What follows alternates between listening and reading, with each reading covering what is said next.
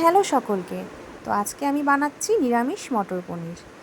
তো মটর পনিরের জন্য আমি মটরটিকে আগের দিন রাতেই আমি ভিজিয়ে রেখেছিলাম।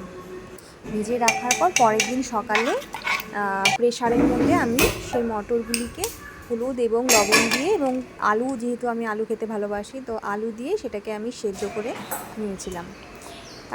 তারপরে তো মশলা বানানোর পালা, এবং মশলার জন্য আমি একটি মিক্সিং জারের মধ্যে কাজু বাদাম, আদা, টমেটো, লঙ্কা, পোস্ত, চারমগজ, এগুলো সব আমি পেস্ট করে নিয়েছিলাম এবং পনিরগুলোকে খুব ভালো করে কেটেছিলাম।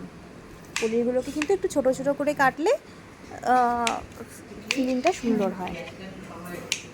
এরপর দেখো আমি পনিরগুলোকে কেটে নিলাম। তারপর একটি পাত্রের মধ্যে আমি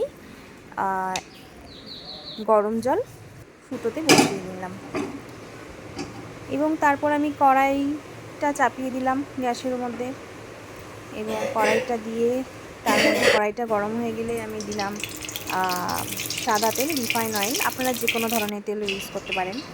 এবং পনিরগুলোকে আমি লবণ হলুদ দিয়ে মাখিয়ে এবং সেটাকে তেলটা গরম হয়ে গেলে তেলের মধ্যে আমি সেটাকে ভেজে নিলাম এবং ভেজে নেওয়ার পর সেটাকে কিন্তু আমরা বসিয়ে বসিয়ে রেখেছিলাম গরম জলের মধ্যে সেটাকে ডুবিয়ে দিলাম, যাতে পনিরগুলো খুব স্পঞ্জি হয়। এবং সেই জলটাকে কিন্তু ফেলবেন না, সেই জলটাকে আমরা মশলার জন্য ইউজ করব।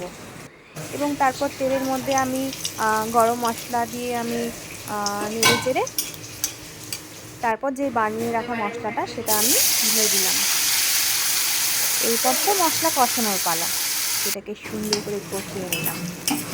কষিয়ে যখন বুঝলাম যে মশলা কষে গেছে, তার আগে আমি মশলার মধ্যে হলুদ গুঁড়ো, লবণ, ধনে গুঁড়ো, জিরে গুঁড়ো এগুলো দিয়ে তারপর সেই ছোলাটা আমি দিয়ে দিলাম, সেদ্ধ করা ছোলাটা দিয়ে জলটা গরম, মশলাটা একটু সেদ্ধ হয়ে গেলে, ঠিকঠাক হয়ে গেলে তার মধ্যে আমি ভেজে রাখা পনিরগুলো দিয়ে দিলাম।